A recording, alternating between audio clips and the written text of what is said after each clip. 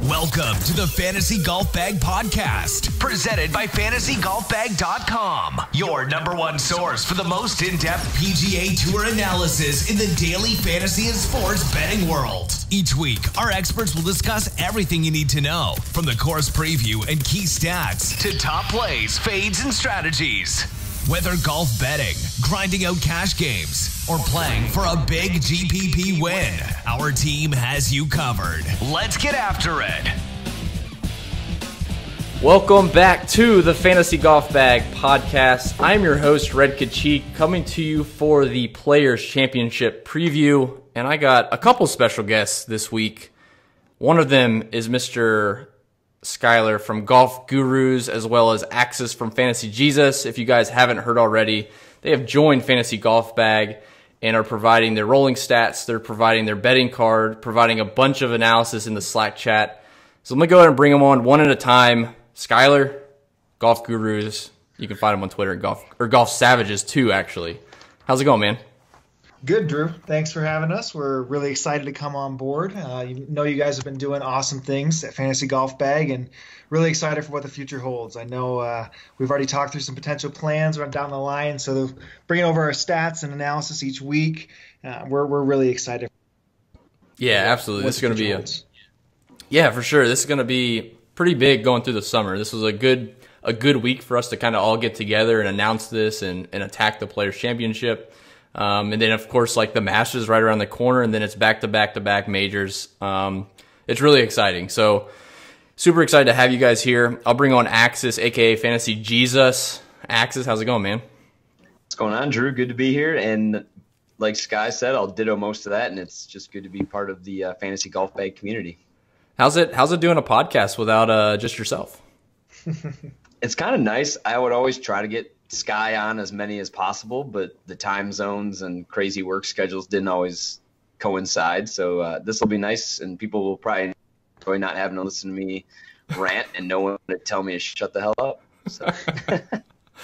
No, this will be good. I think going forward, the plan is to for me and Axis to do the podcast, and obviously with now 4 of us basically managing Fantasy Golf Bag, we can kind of mix and match as the weeks progress, if one of us is traveling, whatever it is. So, Skyler could fill in for Axis or for me, however it works out. So, but I think for the plan going forward for now is going to be me and Axis on the podcast, and me and Jacob, aka JK Ray ASU, on the live stream as normal. And that's Wednesday nights at 9 p.m. Eastern on Twitch. So that's twitch.tv/RedKachik.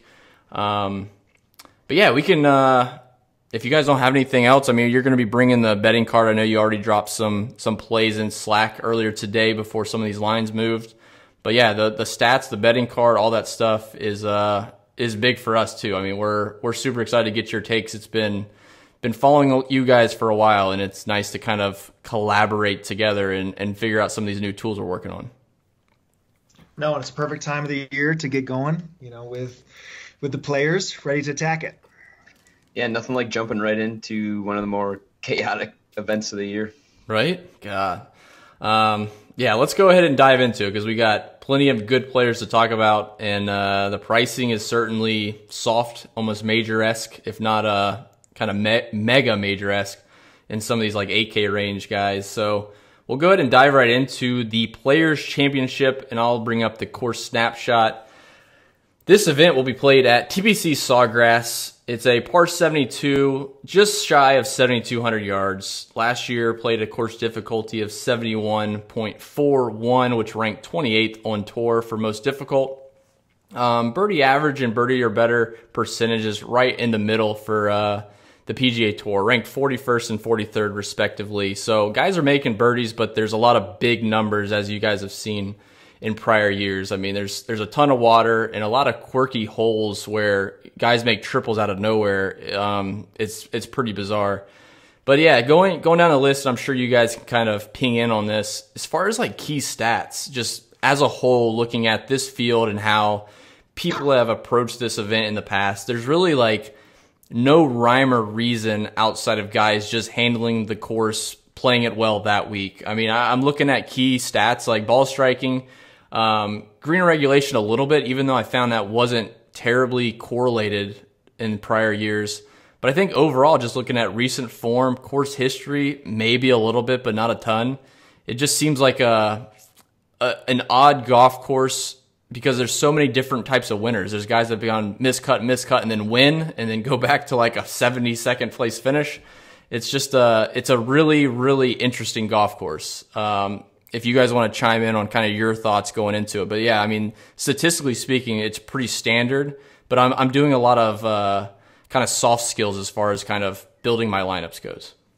Yeah, as far as key stats, each week I just have a basic model. I guess I'll call it my power rating, and I will tweak it per course fit to a degree. But this week I'm probably just going to leave it live for the most part, and really just looking to pack as much talent into the lineup for the pricing. And with the soft pricing, you don't need to get too crazy, in my opinion, this week. So that's kind of where I'm going to be at.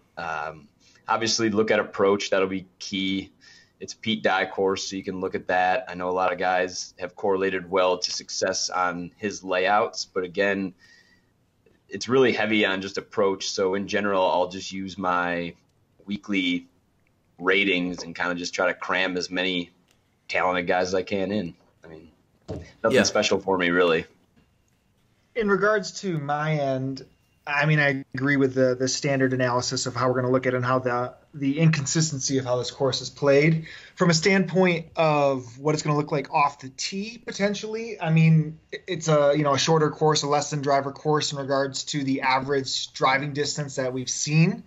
And so for me, maybe equating a little bit more, singling out the approach stat compared to off the tee and approach combined into ball striking that we use often, maybe dialing that a little bit more with some more irons off the tee. Yeah, I was trying to think back on some of these. Like I have some thoughts in the 10K range for some shot shape ideas, but you talk about driving distance, and like this course, there's a few holes that are, I mean, it's certainly less than driver, but there's a few holes out here that if you're a longer hitter, you can really take advantage of it. I think the driving distance number, I think last year is 284, which was 15th shortest on tour. One, you can maybe hit driver, but you start going into some of those holes in the middle of the front nine, and it's just, you just can't really hit driver. You can't be that aggressive. But even 8's a 240-yard par 3. Like there's some really long holes on the back nine. So I wouldn't shy away from distance for sure, but yeah, it's definitely a mix and match type of golf course. You have a long and short par 3s, obviously, with 17 being famous for 130-yard hole where guys hit it in the water, but you got a good mix throughout the golf course for sure. I'd want to talk a little bit about the renovations, not renovations, I guess the overseeded process that we were chatting a little bit on earlier today, and your takeaway from that. I know you being down in Florida might have a better opinion in regards to how these changes may affect, and they said the rough's down a little bit. Yeah. What's your thoughts over on that? Yeah, so the golf course was overseeded, I think, in October, right?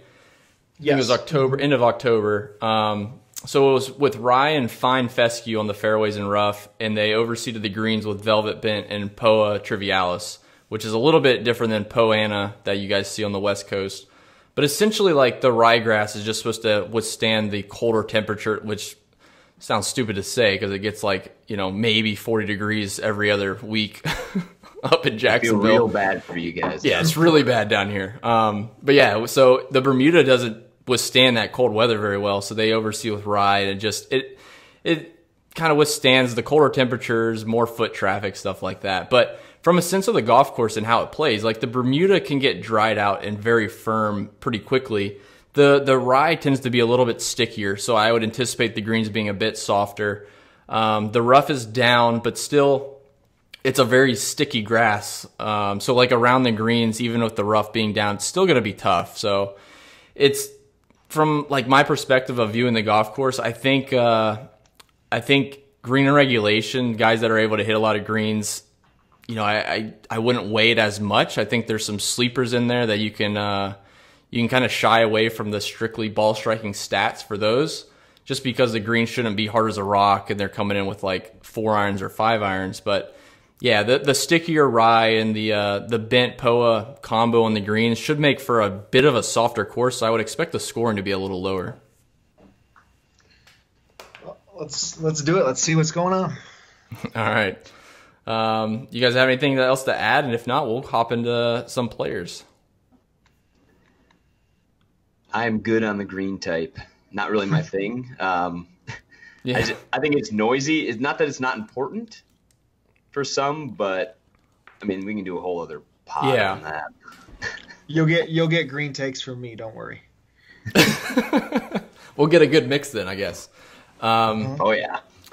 Yeah, it's tough to say. Like even with the way the schedule is, with I think Wells Fargo used to be played before this in the prior 9-10 years. I think the last one maybe was like 2006 or 7 in March. So I mean, you could maybe make an argument that guys, were traveling a bit more. Now they've been in Florida for the last couple weeks. It'll be tough to tell. So I'm just kind of viewing this like any other players. I'm not really viewing time constraints or like the previous event any more than I would have any other year. So I think I've seen that question come up quite a bit. Yeah, I'm going to treat it the same too. Trying to guess how it's going to play because 10 years ago when it was in March or whenever it was played a certain way is, not a decade ago. I'll let it go. You can't even find the same players. Yeah. You can find Tiger and then you'd be like, yeah, that looks great. Tiger and Phil. Yeah. That's it. Mark Calcavecchia. Jeez. All right, let's dive into some players and we'll talk through kind of maybe some lineup construction as we go. I'm certainly seeing some trends in like my mindset when I start at the 11K going down through the 10s and the 9s, 8s, etc., and kind of seeing how I approach this. So I guess right off the bat before we get into the plays off the top, are you guys viewing this event in any particular way as far as GPPs? I'm certainly leaning more GPPs than cash just because of the nature of this golf course and the way course history, it doesn't seem to be a thing. Like there's really no rhyme or reason.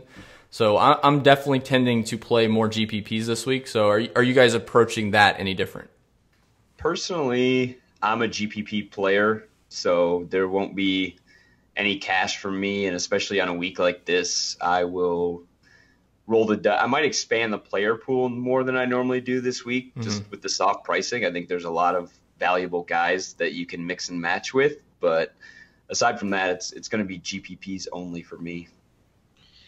Yeah, I will attack it on the GPP tournament side as well. I think when it comes along with the players and some of the majors is more casual players will get involved, which is great to grow the game, but it's also great to have maybe a little bit more of an edge when it comes to tournaments as they see some of the top prizes available. So all aboard for the tournaments.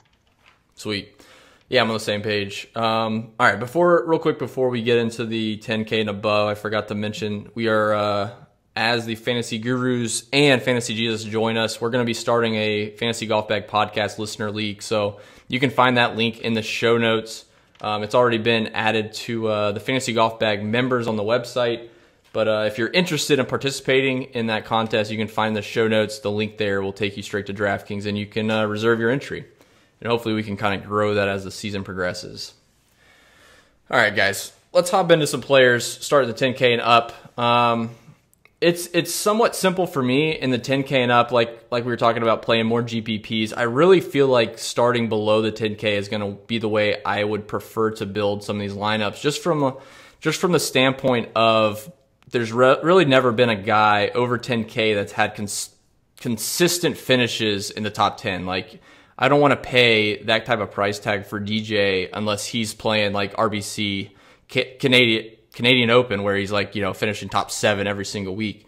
I feel like there's a lot of risk if you're starting a lineup up here using some of that salary. That being said, there's 2 names that I like quite a bit, and I'll kind of give you my reasons why. One, starting down a little bit, Brooks Koepka, coming off of last week, I think people might be afraid of him quite a bit, but we all know how he finished last year at this event. I think he gained like 4 strokes on approach. He had his Albatross, which jacked that up quite a bit. But this is a good golf course for Brooks. I think in this 10K and up, talking about shot shape for a little bit, which is could be considered very noisy because we've seen guys like Martin Keimer and Matt Kuchar win this event. But I feel like the reason why DJ hasn't had as much success and Justin Rose hasn't had as much success is because they tend to fade it. And there's a lot of dogleg lefts on this golf course. So like if you're splitting hairs in the 10K and up, I'm going to lean towards guys like Brooks and JT and Rory, just because they have that draw aspect to their game. So JT is definitely my favorite if I'm going 10K and above. But if I have to go down in the 10K range and grab another guy, it's going to be Brooks for sure. I mean, I'll let Sky jump in so he can tell you about his man crush on Brooks. I mean, you didn't bring me on this company with the expectation of me not to talk about Brooks each week. So I should have passed it on, my bad. Of course, no. That 100% agree. I mean, of course, like, he missed the cut last week, and I get it. And he's talked highly of how he prides himself on making the cut each week. So the bogeying 2 of the last 3 holes, wasn't lovely to see, especially after his ball striking really took a tick up at the Honda. But again, to your point, I mean, coming off the wrist injury last year, walking into what he did and played how he did, like, I'm going to be playing him 100%. Not 100%, but he's going to be my single entry guy in on Brooks for that. And I think he's going to be lower owned because he missed that cut last week. So I will take that. Above that, I'm not taking a hard stance on anyone either. Are you guys worried? I know Axis likes Tiger a little bit. Is that right? Yeah, I think obviously, like many, I'm sure he'll be fairly popular this week. Because it's Monday, I'm not going to get into too much guessing of ownership yet. I'll save that for kind of Wednesday. But I mean, new Tiger off the tee will not be nearly as important here, and he's hitting his irons as good or better than anybody in the game right now. At 10.5, it's a little pricey, but again, if you're gonna pay up, I mean, DJ pretty much has to win at 11.4. JT's got to come close at 11.1. So I probably won't need to go that high with the volatility of this course. I mean, we see tons of great golfers miss the cut here every year. So as Drew touched on earlier, I don't think it's a necessity to pay up unless you truly feel come Wednesday that one of these guys up top is going to be like 8% owned. Sure, you take a shot on a guy at 8% who has this ability. But other than that, I guess Tiger would probably be the guy I'm looking at in the 10K range if you made me pick, but that would be about it. Yeah, since you already kind of mentioned you're going to slam some of my plays later, I might as well just caution people, I guess, on Tiger. I'll question your stance on Tiger a little bit. And it's an open stance. Like, I could certainly be swayed one way or another. But, like, I feel like Tiger, his success on this golf course came in the 2000s when he had a different shot shape. And again, that can be very noisy. Statistical evidence is probably not going to be available to prove that because he hasn't played this event. He played it last year, and before that, he hadn't played it since, when was the last time? 2015. And he finished 69th. Hashtag nice. He gained 4 strokes putting last year. Even with his irons as good as they are, I feel like off the tee could still pose a problem. That would be my only hesitation. And again, it's somewhat if ownership's up. If ownership's down, I really like the play. But like you said, I think we're recording on Monday night. He's already, he's walked into TPC Sawgrass, hat backwards, white t-shirt, ready to, check out Perkins. He's getting talked up in the industry already. So if ownership is up, I'll probably avoid. If it's really down, he'll be the guy I would like to have some exposure to for sure. Yeah, I'm sure it won't be down because, again, it's Tiger, and it's very rarely down, especially now. We've seen a whole year of him. He's competing.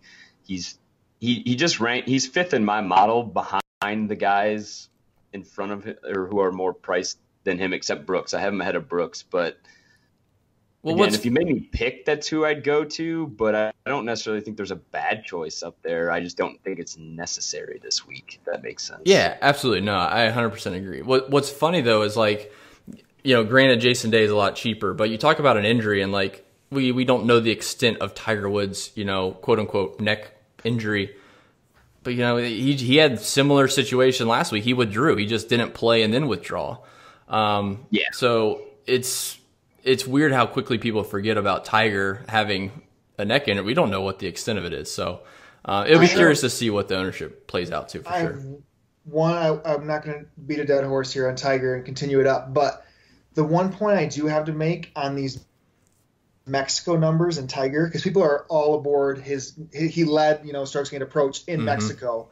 But two parts about that. I mean, clearly he was horrific off the tee, losing almost 5 strokes off the tee there because he was laying up. Right. Other people were, trying to drive the greens multiple times per round. So he left himself not only with more opportunity to gain strokes gained approach, but also more attempts to gain strokes gained approach. So that clearly adds up, because if you look at those, if you just equate the two and combine them to tee and to off the tee and approach of strokes gained ball striking, he was 16th in the field of ball striking in Mexico, just the guys that are playing this week that were in the field of Mexico. So I think that's a little bit noisier seeing that number that he had there, but I'll leave it at that.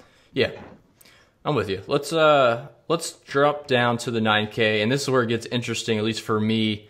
But I'll let one of y'all lead it off. If Skylar or Axis, if you guys want to take it, we'll let you guys lead off the 9K range. Yeah. So looking at the upper range, Ricky grades out very well for me, 9.7K, and just like last week, Jason Day rates extremely well for me. Of course, you have the issue of if you want to play him. I assume that injury is going to drive his ownership pretty far down in the lower entry GPPs. I don't know if sharper guys, as you get pricier, will be that afraid, or they might look at it as leverage. But if you truly think he's healthy, 9.2K is an insane price for him, in my opinion, with how he's been playing and how he rates out for me personally. But other than that, the two I'm looking at in the 9K range are mainly Ricky and Day. I echo Axis's stance on Day. I mean, you think about it, like both of us, and you see with the betting card, Yep. Full disclosure, we bet him at 40-1 each because I think the number is outrageous, but the edge doesn't lie in the betting number if we're looking at this as a daily fantasy game. I think that people are way too scared to approach it. If you're going to approach this with the mindset that you want to take this down, this isn't a cash, game. It's not a cash lineup. If you're doing the best thing you can do to get to a winning lineup, to me, he's a perfect play in regards to ownership and upside of what he has, and people at the skepticism of his back. And I get it. He could withdraw after 9 holes again. He played 18 today, said he feels good. He had a great weekend at Disney. So I think he's who I want to hone in on. And then I have another stance in there that I think might be another low-owned guy. I like Rahm a lot this week. I think that people, again, are going to see his history, although I think he was 63rd last year, and I think he MDF'd in 2017. He opened up strongly there, but I looked at last year's number a little bit, and he absolutely crushed it tee to green at the Players at Sawgrass. Lost 6 strokes putting. I had the same exact note. Exactly, and this is where I think the interesting thing lies in Axis. Go ahead, and you can say something when I say this, but if we're comparing the greens and the changes that they had, Jon Rahm has the second highest difference in looking at how he's putted on overseeded greens and pure Bermuda greens. He's averaging almost 7 strokes gained putting, 0.7 strokes gained putting per round on overseeded, compared to looking at Bermuda where he's losing almost negative 0.6 per round. So you're looking at a stroke and a quarter per round on the averages. That's wild to me. So that benefit of the green change, I mean, he can't putt any worse than he did last year. And his tee to green game, and he's been phenomenal. We know how good of a lead up the season he's had. And I don't think people are going to own because he's got bad history here, and they know the volatility of what they say Jon Rahm is. So I really like him. Yeah. I have 2 names in the 9K range. I really want to play Sergio, but I'm not sure if I'll be able to make it. Xander's my favorite at 9K even, but Jon Rahm was the other one for the exact same reason. So I won't beat a dead horse there. I was a little skeptical coming off of or going into Mexico. He was losing strokes on approach, and I felt like that golf course kind of overvalued off the tee.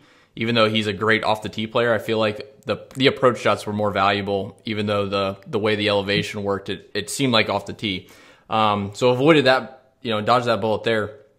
But yeah, I'm right there with you. Like this week, I feel like this is a great track for him. I can picture him on all these holes, and none of them look uncomfortable, at least to me, seeing him there.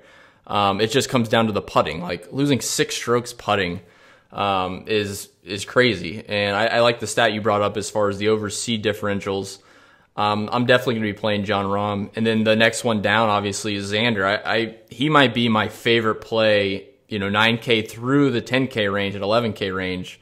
Xander at 9K is by far my favorite play. So I'll be playing plenty of him in all my GPPs. I'll be overweight the field for sure.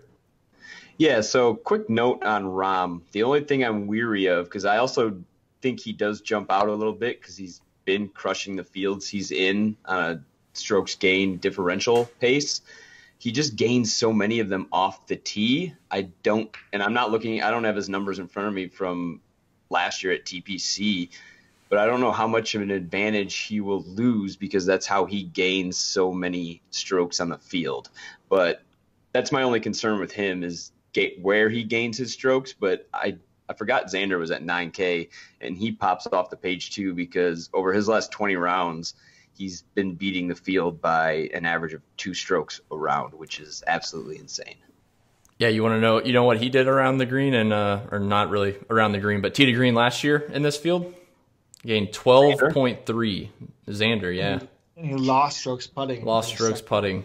But yeah, he's just been playing great, and he hits a really nice draw, which not to harp on a shot shape too much, but I feel like this course doesn't fight against him. So I think that last year's finish was not a fluke, and I think he can definitely repeat that performance. And it's been proven, obviously, with all the wins. He's tournament champions, WGC, all that stuff. He's not afraid to win. So. No, and this is a good golf course for him to do it on. I mean, there's no bigger field, really. I mean, this is as good as it gets, even outside the Masters and U.S. Open. The Players' Championship is definitely the strongest. And he did it out of nowhere last year, too. I mean, his form leading in, I mean, he was, like, so far off the map compared to where, like, we knew he was. I mean, he came in miscut 32nd, 50th, 64th, 18th in his previous 5 tournaments going in Xander. So to pop off the page like that, I agree he's a strong pick at 9K too. Absolutely. Love it. All right. Real quick, though, back to Skyler. Did you really tout Jason Day's weekend at Disney as a good reason to play him? Did I mishear that? I mean, of course. I mean, you had the lovely profile picture for a weekend. He had a great time on Space Mountain. So, he got away, de-stressed a little bit. I'm sure his mentions were blowing up. So now you can enjoy a good week. He is a good price, 9,200, and like you said, the 40-1 was an auto bet. That's outrageous. Like, yeah. I mean, especially because you get insurance on the pre-tournament withdrawal. Like, I'm in. I don't typically try to price my own guys, but there's no reason he shouldn't be 10K, 9.8K. Exactly. That's what I felt like last week, even though he was close. I played him last week for the same reason. It is what it is. Gotta love gambling. Love it. All right, let's hop down to the 8K range. It doesn't get much easier for us. I think the 9K is a fun minefield to maneuver, but the 8K doesn't get much better. So I think Axis, you started that one, so we'll start with Skyler here. So if we look in the 8Ks, for me, I'm not in love actually as much as some people may be. I think people will be drawn to Tommy. I mean, Tommy finished well here last year. Tommy finished strong last week, but Mayo said it today, and I'm sorry, Axis, because you love them both, but I mean, he's the British Fowler. I mean, he's literally. I've been saying that for a while, unfortunately. I'm not sure he's got it in him to really pull down a huge event like this. So at the numbers he is. But he doesn't need to. Yeah, he doesn't need to. He doesn't. So that's where setting that line is. So really quick, I can't remember what event it was. It was very recent. It might have been Mexico. He was insanely priced in the 8K range too. And I got in a bit of a discussion with someone on Twitter because they're saying he doesn't win, yada, yada, yada. He doesn't need to at that price. And 8.8K is getting closer. But when he is priced low, he exceeds his price from expected points by an enormous amount every time. He's not one of those guys who seems to really flop. Yes, he's probably not going to win. He has that Ricky syndrome of being loved and being talked about as great. He doesn't have the W's to back it really yet, but just a note, he typically does exceed though when he is underpriced. Do you think people will go back to Molly? They should. Yeah, I don't know if they should. will, but Tommy's my top-rated 8K guy, and Molinari's my second-rated 8K guy at 8.6K. The recent forms there, I backed off of him in Mexico because he hadn't played in almost 2 months or whatever it was, at least on tour. I think he played the Tournament Champions and then just took a month and a half off, which is fine. But obviously, when he started rolling last year, he didn't really stop for a bit. So at 8.6K, I don't see why you should be too afraid unless you're really worried about ownership. But I think there's enough cheap guys to differentiate your lineup. You don't necessarily have to be afraid of always playing some chalk. Yeah, exactly. What about in regards to the rankings too? I mean, I feel like the recent ball striking form of Matsuyama is going to draw a lot of people to him too. Yeah, I'm not going to go there. Ooh. I mean, I don't know. Hideki, I got the outright on him, so I'm not going to have any fear. So if he's going to be ridiculously owned, there's enough guys in the 8K range that I think you can go down to and not be missing out too much unless he wins. Yeah. My deal with Matsuyama is his putting seems to be not fluctuating. It's just been bad. And in this 8K range, if you're really splitting hairs, which his approach game's been great, there's no denying that. But I want a guy coming in here that I feel good about going to make some putts, not just, he hit his irons great. He gained 6 strokes on the field on approach, but he also lost 5 strokes putting. I can't deal with that. So he's not in my player pool as now, and I actually really don't plan on playing him at all. I'd rather creep up a little bit to Molly's okay, but I really like Cantley. You guys didn't really touch on him, but Cantley 8,700 I think will go overlooked between those two Europeans there. Oh, absolutely. I'd rather play Cantley than Finau, who might attract some attention. Yeah. Or or even Webb Simpson will attract attention from what he did last year. But I'd much rather play Cantley myself. Yeah. Cantley should be like at the Xander level by now, and he just hasn't made it. He had a back injury obviously a couple years ago, but I don't think anyone expected Xander to be where he's at, and I don't think anyone expected Patrick Cantley, even as good as he is, not to be like top 10, top 5 almost in the world. Cantley's habitually underpriced for as consistent as he is too. Like I know he's missed a cut recently. Maybe 2. I can't remember if he missed another one after Farmers, but I think the Farmers one was the first one he missed since he came back, like from his back injury. Yeah, so and he got screwed. That's when he hit the approach on 18 up the flag. So again, for 8.7K, you can almost guarantee, knock on wood, that he'll at least be on your team on the weekend, and he's got the ability to contend. Yep. Not to muddy the water too much. The only other two down there, if you're going to go to the low end, obviously Kuchar at 8K has still been playing fine, been playing great, but his course history here is the only one that I really saw with actual positive history, as far as I could tell. Like obviously there's missed cuts in there, but across the board he's had a lot of good like top 20s, top 15s. That guy. Do what? Matt Kuchar, Pete Dye designs Matt Kuchar. You might as well just plug him in. All right, plugging him in. Yep. I would just say on Fleetwood, play him in Showdown on Fridays. That's the play. Or is it being contrarian now to fade him on Fridays? Oh, you don't fade that greatness. We might be still ahead of the curve on this one. All right, play Fleetwood on Friday, fade him on the weekend. Yeah. And don't play Keegan at all. I echo that. Yeah, no, I can't do Keegan anymore. Good Lord. It's hard not to play him, to be honest, but we'll get to him in a minute. All right, let's hop down to the 7K range. And right off the bat, we have some good names. And Mickelson, 7K Mickelson. Henrik Stenson going off a good finish at the top end. I think Paul Casey, and Mayo kind of mentioned this too, or it might have been Jeff first, but like Paul Casey this is like his golf course. Just plug it down the middle, hit it on the green. Maybe make a birdie on the par 5s, make all the pars on the par 3s. You're going to finish in the top 15. So Paul Casey's 7,900. It's kind of it's really close with him and Kuchar. I don't want to interrupt you, but like, how come he hasn't done it here though? Like, he hasn't had a top 15 finish since 2009. I don't think he was played. He was hurt a couple times. It looks like. Yeah, he had a really bad stretch in the middle there. He's another guy who's habitually underpriced. Who gets no respect. And I almost said Euro, but he's played primarily on the PGA Tour, so it's even more insane to me that his price is always low. I'm a Paul Casey truther. I don't care if he doesn't win. Yeah, I'm a big Paul Casey fan. That stretch there, Skylar, in like the middle, I'm pretty sure he was hurt or he was in like one of those like Padraig Harrington ruts, something. Because he wasn't playing a lot, and when he would play, he would miss cuts, and then he just almost quit. And it might have been because he was hurt, but yeah, his last couple of finishes were better. Yeah, he went 22nd and 23rd in 17 and 16, and it's a withdraw in 15. Didn't play it for a 3-year stretch, so he withdrew. Yeah. Miscut 14. So you're right. There's some noise in that. So yeah, just really quick again, not to beat on just Paul Casey, but for my model, he's in the 91st percentile, and he's priced at 7.9K. So yeah, I will be using Paul Casey.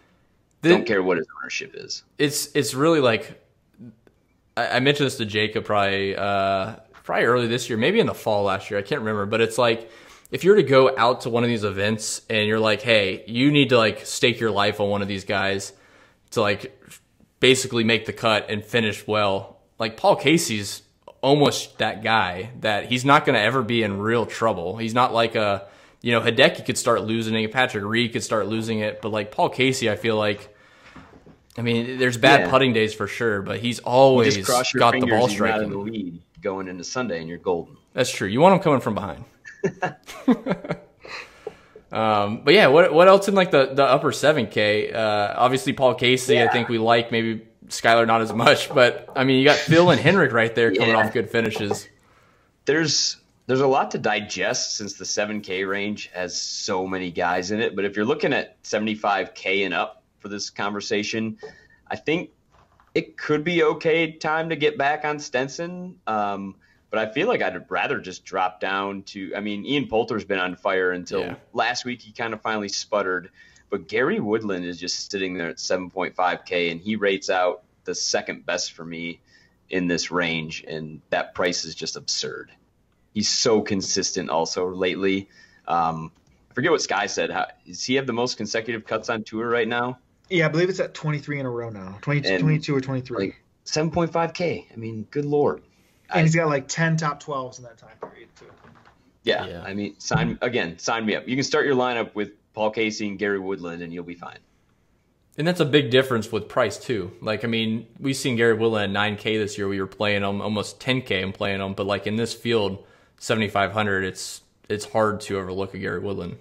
And I'm not sure if it's pure narrative because, again, I don't have numbers in front of me. Not normally a huge narrative guy, but it's been long withstanding said that on courses where you can club down, he plays even better because he's not trying to just crush the ball. Yeah, he loves the fairway drivers. Yep. Mm-hmm. I mean, that's where I'm at. 7.5 and up would be Woodland and Casey. I mean, you can mix in a Leishman or a Poulter, but if you're making me choose, it's Woodland and Casey for me in that range. Yeah, I like Poulter quite a lot. Casey, and then dropping down to Poulter is my guy. I mean, I definitely hear you on Woodland. I'll look into him a bit more. I mean, 7,500 is borderline trap material. Like, oh yeah. But yeah, Poulter's another one of those guys that just continues to put out good performances. 7,600, a golf course he's played well at, coming in with good form. There's not a lot to not like about Ian Poulter. So 7,600 actually probably a fair price for him, if not overpriced in this field compared to like a Woodland below him. But I think a little bit of course history is baked into that. But like the Mark Leishman, Siwoo Kim, Cam Champ, I'm just not into playing them this week. They're just not in my Cam Champ is severely overpriced. His magic pixie dust has worn off. Yeah, I was watching him at Bay Hill. There was a couple guys. The magic pixie dust comment. I got him. Freudian slip on wanting to go to Disney. Nah. But yeah, he was on the range with Sean Foley hitting 2 irons and drivers, maybe to get ready for this event. I'm not sure, but yeah, he looked confused. So take that for what it's worth. At least he was working on something. Right.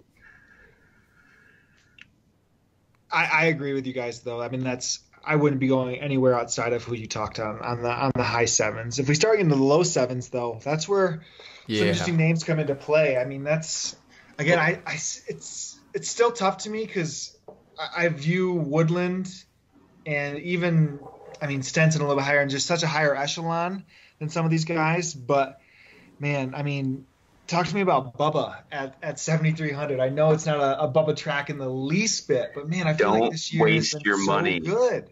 You were on him last week, though, weren't you? Yeah, unfortunately. Yeah, that's a totally different track. That's the first time I've played Bubba in probably 2 years, though, so I don't want to talk about it. It was a dark time. I mean, 7,300. I mean, it is cheap. But it's at 7,300. I think this is weird too, but Charles Howell's playing outstanding right now, and he's 7.3K, another consistent guy, and you can even get back on the Rafa train, I think, at 7.4K. Oh, Rafa's in. Rafa's already in. Right. I thought that was a moot point. Yeah, he was horribly priced last week, and he's underpriced again this week. Another Euro, shocking. His last two finishes here, 4th, 17th. He had a miscut 3 years ago, but like his form coming in since he got to the States, 22nd, 25th, 19th, 3rd. It's trending down, man. There's only 2 other spots. Yeah, I have a soft spot for him here anyway. He hit that Albatross or whatever a couple of years ago, and that won me a bunch of money. So I still have a soft spot for that. But I mean, like last year, just looking at this event last year, he gained 3 strokes off the tee and gained 2 strokes on approach. He still gained a stroke putting or just under a stroke putting. So I'm surprised like he couldn't have done a little bit more. But with that ball striking at that price, that's what you want. I don't think he's a bad putter either. Sometimes I think he has a reputation for being one. I'm not sure where that came from though. Maybe he's just a really solid neutral 0 putter. I think that's about what he is. I think he's just an average to slightly above. He hits so many greens too. Like honestly, I've had this discussion with a few people. He's such a good ball striker. It's really hard for him to gain a ton of strokes unless he makes a couple bombs. So like if he's missing a couple of greens, he gets up and down. He's not gaining a ton. But like, I mean, just from a pure $7,400 price tag, Rafa coming off of last week too. I mean, that just adds to the motivation for me to play him going to a course he has played well at. I like him a ton. I'm going down with the Rafa ship this week, guys. I spent the time you guys talking about Rafa, researching Bubba a little bit more, and his irons last week were the best they have been since August of 2016. So he's due for a regression. I mean, 7,300, you can find me getting on Bubba Island. What? I have a long-standing hate relationship with Bubba, so yeah, I'll probably be waiting to get back on him. This will not be the course, I tell you that. He's a weird guy. He plays well at the same courses, and I don't have his course history in front of me, but I would be surprised if this is one of them. I mean, his course history here is terrible. I just feel like he has started to branch out a little bit in some different courses that potentially weren't naturally Bubba fits. I mean, he won on a Pete Dye track last year at the match play. It was Pete Dye. So not to say he can't do it here. He hasn't ever done it here. But I still think he is a far tier talent-wise more. And specifically DraftKings scoring-wise, we know his birdie or better rate is, elite. So for that price, I like it. There are worse plays in this range for me, but I think there are far better ones as well. Yeah, I'm with Axis on that. I could see him playing well, and I wouldn't be surprised, but I'm not going to chase or try to pinpoint it. I'll play Ty Hatton instead of Bubba. Yeah, I'd rather play Adam Hadwin, dude. That is someone who didn't even cross my mind. Yeah, stop, Drew. Stop. I'm playing Adam Hadwin, man. Okay, man, we'll get a little head-to-head. Hadwin versus Bubba. Ooh, actually would maybe take Bubba in that. That hurts. No, I'm going to take some Adam Hadwin, man. He's got 3 2 years ago, 39th, 30th, so not great. But this was the time of year last year or 2 years ago when he won the Valspar. So coming up here to Jacksonville, I'm big on some of these guys at time of year. So Adam Hadwin was one that I was keeping an eye on, and he's been playing pretty solid tee to green for the majority of the year. So I'm not afraid to play some Adam Hadwin this week. Maybe that will be good for Charles Howell, that this event got moved more into his good time of year also. Yeah. I mean, it may not be much for some of these guys, but I try to look at, you'd be surprised where guys Charles all of a Howell sudden just pop. disappears come June, so yeah. So I do like Luke List too at 7K personally. I mean, I'm a habitual List backer as well as most of the industry is, but it just feels like, he does well on these type of tracks. We saw it, at Heritage last year in a similar sense. I think he can club down a little bit. We know he again hasn't showed it really here, but last week was a good flashback of form. So I liked the outright number. He was very deep. I think we had him like 125-ish. It was nice to have that top 10 last week. do you think there's any Lucas Glover narrative for him getting beat last year at this event? Oh, gosh. Ooh, I forgot that was this event. Quite literally beat, yeah. Do you think he's going to take a different house? I bet he doesn't take his wife to the event. Honestly, though, on Glover, like from a stat side of thing, he's been putting a little bit.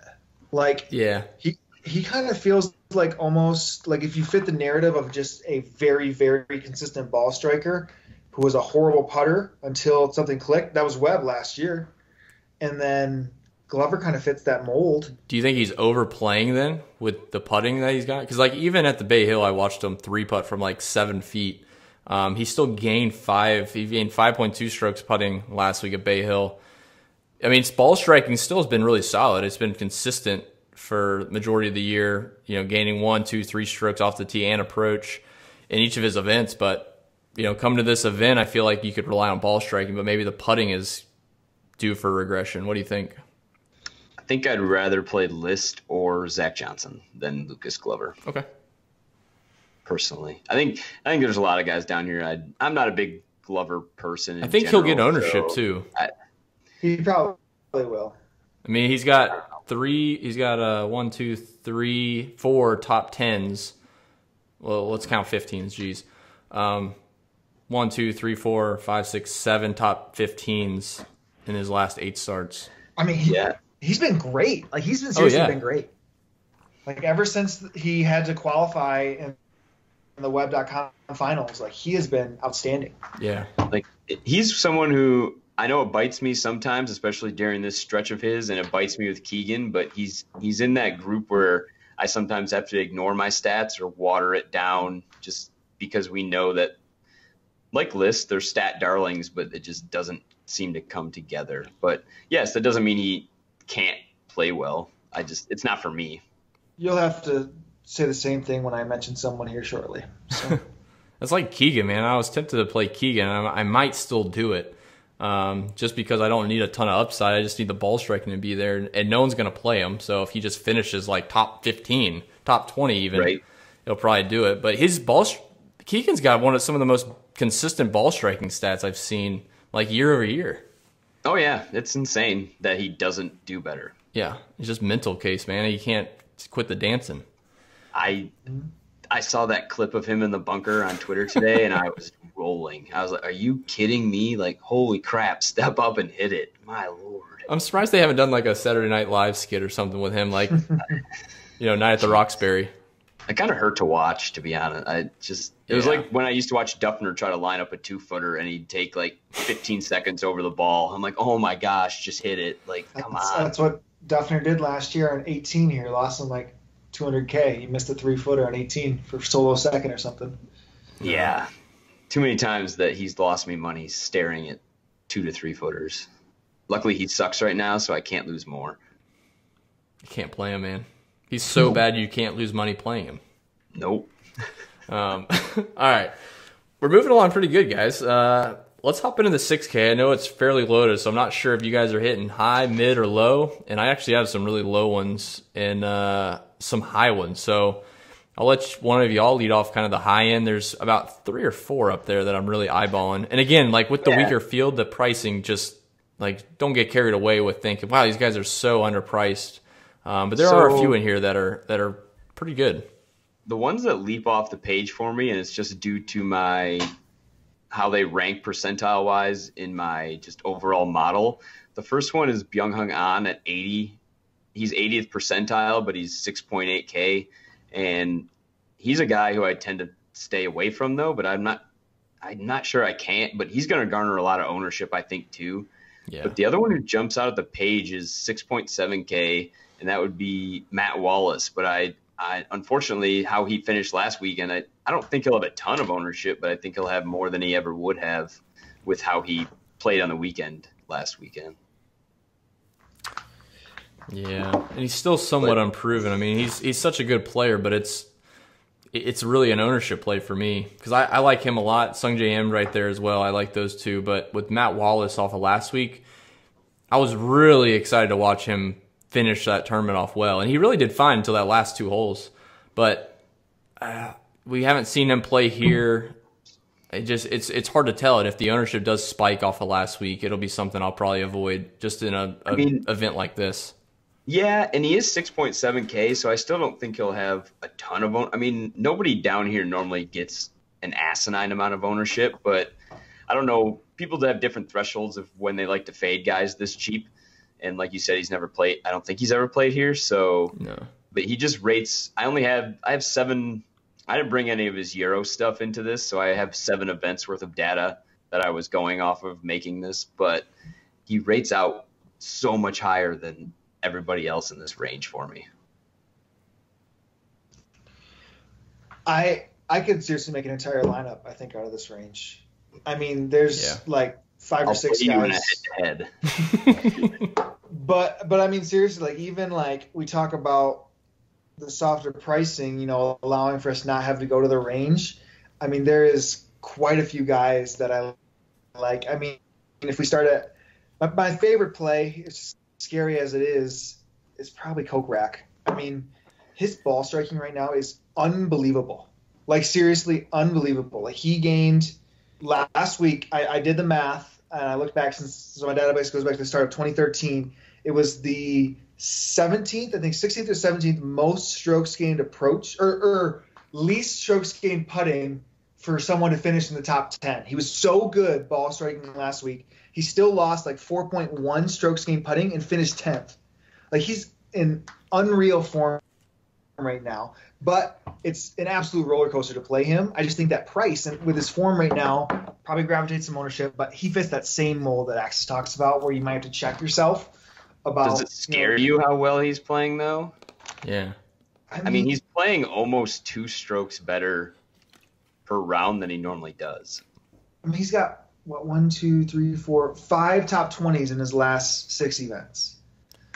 I just think he'll have a lot of ownership of anybody down here because of everything you just mentioned. I mean, I think he's been pretty popular the last couple of weeks. I mean, I think he's kind of always. Well, his price has been jumping a little bit. So I think last week he was overlooked a tad.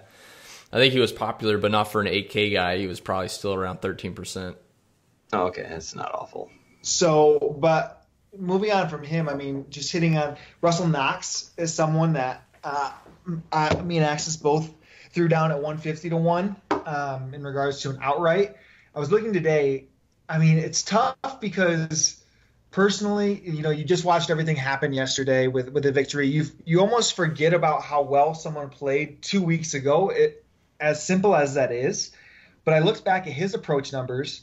His approach numbers at the Honda were the best they've literally ever been since the start of 2013 in the States. His approach was, and we know he almost won here a few years back when he rinsed him on 17 a couple times to blow that.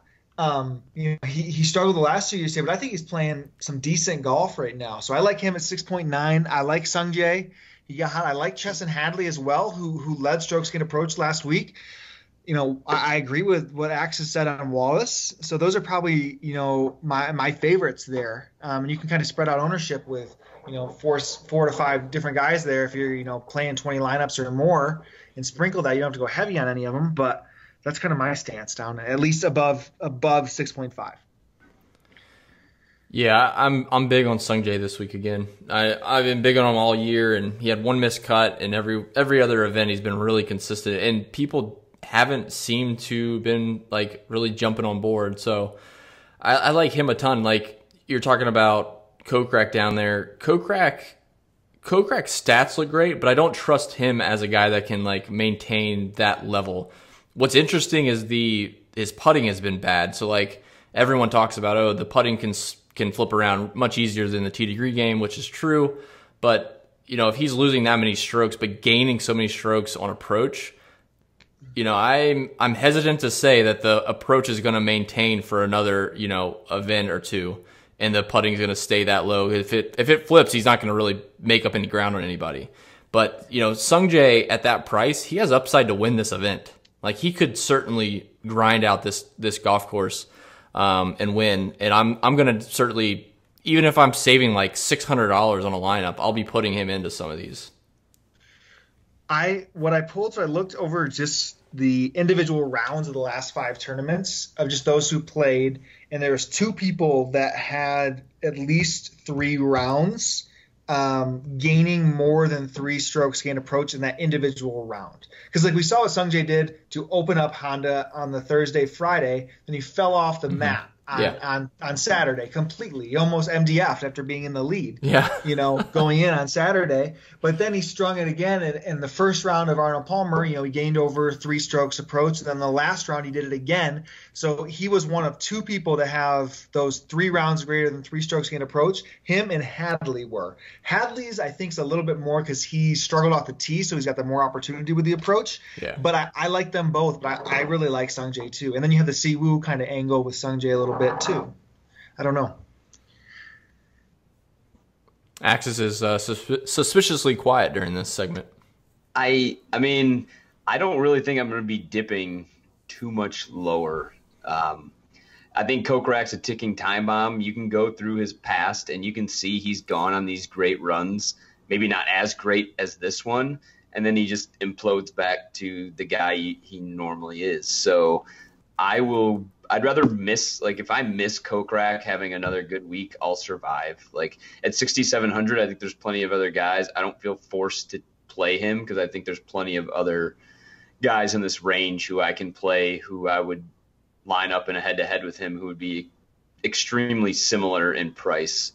So I kind of view it that way, where I'm not really sure it's worth the risk because I don't think he's that much better than anybody else in this particular range. In this type of field, it's just so deep. Now, if he's 6,700 in kind of a weaker field, sure, it's that chalk you might not be able to get away from. But personally, I think there's plenty of guys in this area that I can get away from. You can even go back to Keith Mitchell and see if he can keep riding his heater.